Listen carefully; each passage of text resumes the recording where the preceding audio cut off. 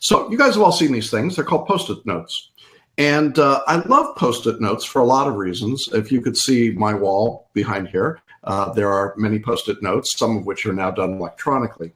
But when we reach this last stage of 25, 30 days before the exam, part of what is happening to a lot of folks is that there is this enormous fear that begins to creep in, irrationally, actually, because you're moving to something that you're not quite sure of. And Lisa Nichols, you might have seen her. She's the motivational speaker and writer. She was featured in The Secret, the movie.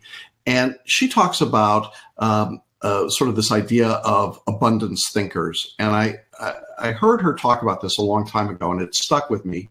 And she talked about the importance of being able to give yourself the affirmations that you need that take away the negative self-talk. And she says, sometimes people think that successful folks never hear a negative thought in their heads, and that's not true. And I would agree with that. I mean, negative thoughts are in everyone's head. The question is what you do with the negative thoughts and whether or not you allow them to remain in your brain. And one of the things that you want to do in this last section of your study is that when the negative thought comes into your brain, like, I've got to do this X thing because I'm worried that I'm going to fail, or I hope I pass, but I'm kind of feeling like I could fail, or maybe I will fail, or maybe I'm sure I'm going to fail. You need to stop immediately when that thought is going through your brain, and you have to say, that's a lie.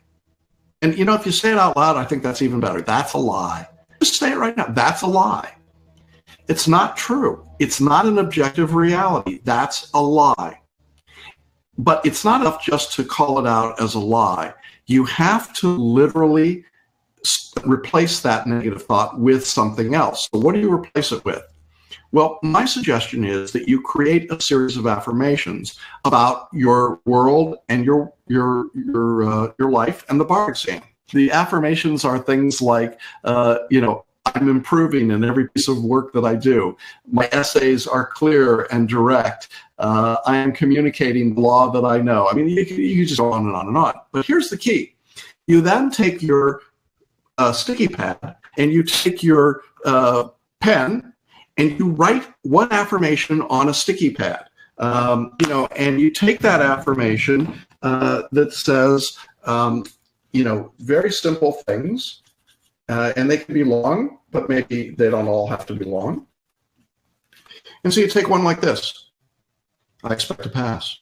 And you take that and you stick it in a place where you're going to see it, right? Now, I put it there so you can see it, but if I were doing it right, I'd put it here where I could see it, right? And you start putting those around your house, around your study space. Put them in your bathroom. Put them on your on your bedroom door. Take some double-sided tape and stick them around your house so that you're seeing them all the time. And you can say, oh, that's kind of silly. Well, no, it's really not, because in your brains, if you're like the rest of us, your brain is constantly running this constant dialogue. And the more times you see these affirmations, the more times they're visually in front of you, you begin to learn them. Now, I would suggest that you memorize the most important ones to you so that when you're confronted with one of those moments when you say, I'm no good at taking multi-state questions, and please, God, don't say that. None of you, okay? But I'm saying it so you don't have to. But when you start thinking that, then you remember the affirmation.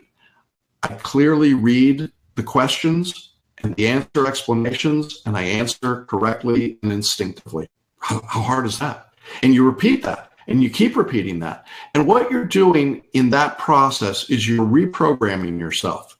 Now, some people would say, well, it's only 25 days to the exam. Well, yeah. And that's plenty of time to reprogram yourself. So you can do that. And as you reprogram yourself, as you become aware of these different things, here's what's really happening. You've heard people say that they're getting out of their comfort zone, right? We've heard that phrase, into or out of your comfort zone. Again, drawing on Lisa Nichols, I think she's really spot on with this. She says, whenever someone says that they're getting out of their comfort zone, by implication, they mean there is something called their comfort zone. But when we're in our comfort zone, we're not growing, we're not learning, we're not engaging or developing. Every one of you is doing that today, even just by being here on this call with me today. So I would describe that what you're doing is you're moving your limit line back. there are limits that we put on ourselves. We say we're not good at something.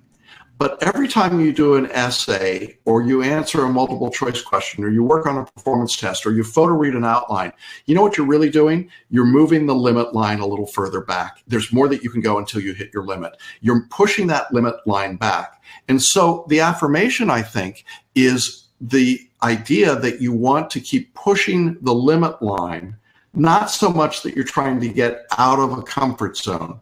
I don't ever want you in a comfort zone. I want you always moving the line forward.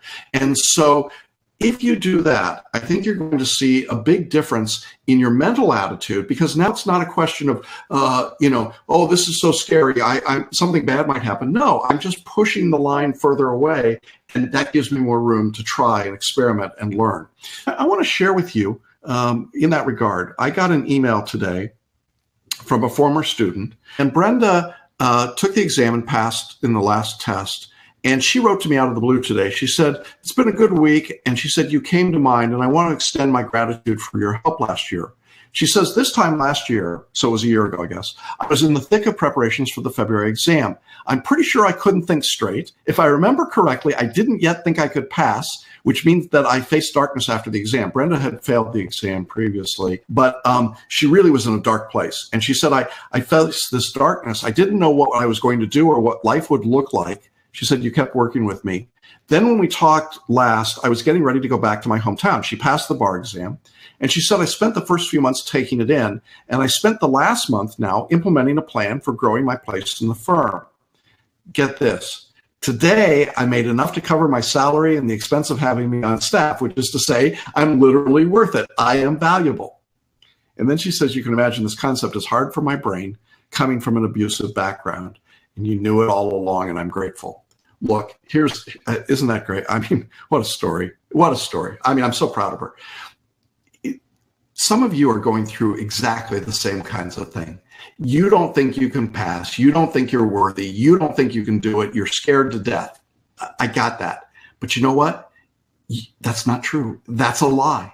That's a lie. And you've got to recognize when that's a lie and replace it with something that's true.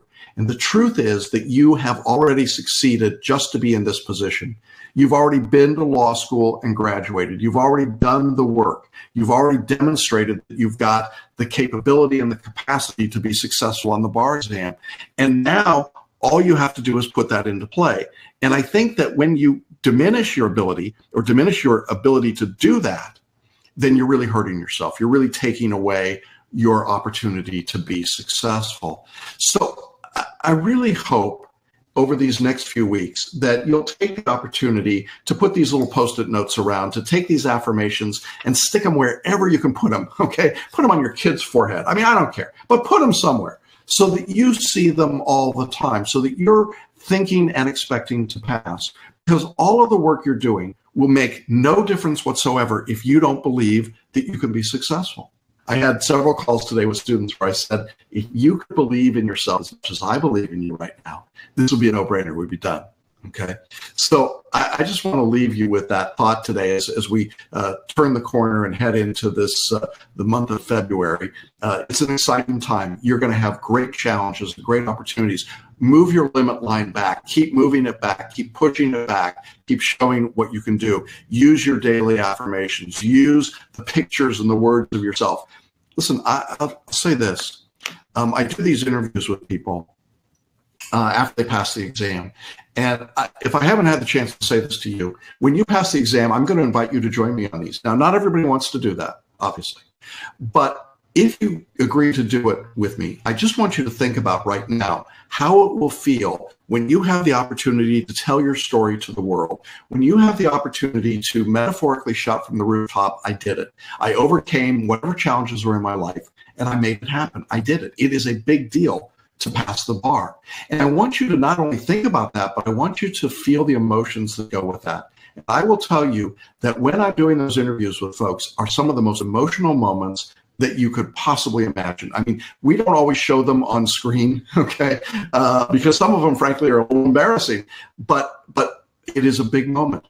And when you can have that moment and visualize and picture that moment, picture it today, because that's the story that you get to tell.